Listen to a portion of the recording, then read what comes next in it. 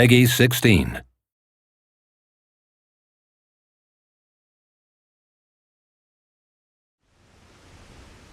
Your hero's journey begins as you return from the dead, miraculously resurrected by a device known as the Well of Souls. You there! You! What are you doing down here? You don't belong... Wait a moment. No. You soon meet a gnome named Fomerus Hughes, who's amazed that his experimental Well of Souls has finally worked. He tells you that his tower is under attack and that you must escape. Finding a weapon, you prepare to fight your way out. The lens? The new configuration? Perhaps... No, what am I thinking? No time for that now. We've got to get you out of there. Here you get your first glimpse of the Well of Souls, the place of your rebirth. Combat in Reckoning is intuitive and accessible. You can chain together basic attacks with a single button. Trouble? Well done. Collecting loot is a big part of the game. While you loot, you can compare items and decide whether they are worth equipping now or saving them to sell off later.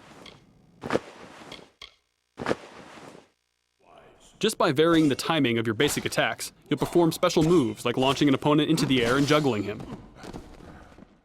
Using your shield for a well-timed parry can open up an even more damaging attack chain on your stunned opponent. Now we've fast-forwarded to the Dalentarth region, your first introduction to the outside world of Reckoning. It's a peaceful place, a relatively safe start to your hero's journey.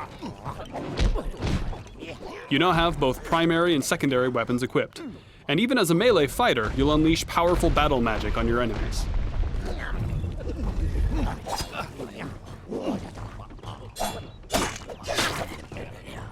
Sometimes you're rewarded with opportunities to dispatch enemies with a special Fate Shift kill.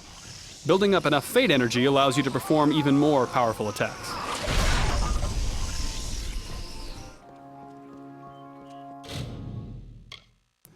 Reckoning features a robust crafting system. Here, for example, you might try your hand at Sagecraft. Using this altar, you insert a magical gem into a longsword, upgrading it to a more powerful flaming sword.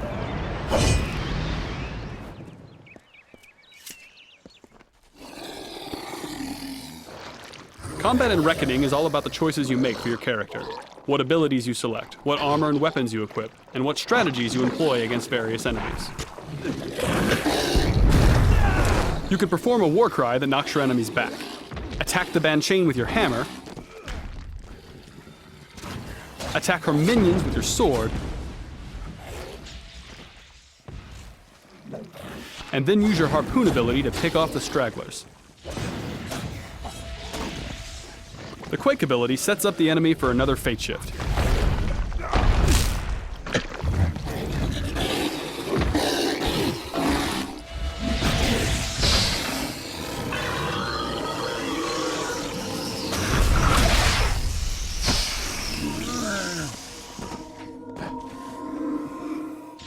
Finish off the remaining foes using the special attacks with your hammer.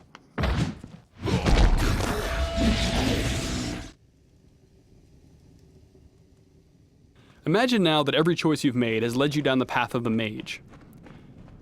You still have a shield, but it's a magical talisman, and your parry move sets your opponent on fire. You also have these chakram weapons you can use to tear through your enemies at a range.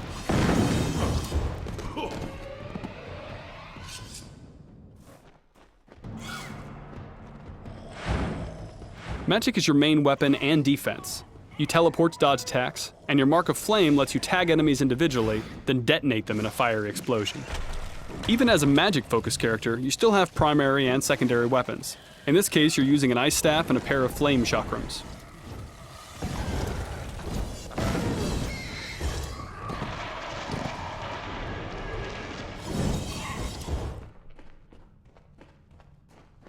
For the sake of this demo, we've given you an advanced spell, Meteor.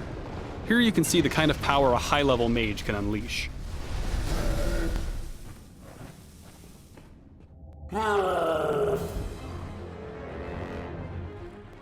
Throughout the game, you'll encounter big creatures like this Prismeer troll.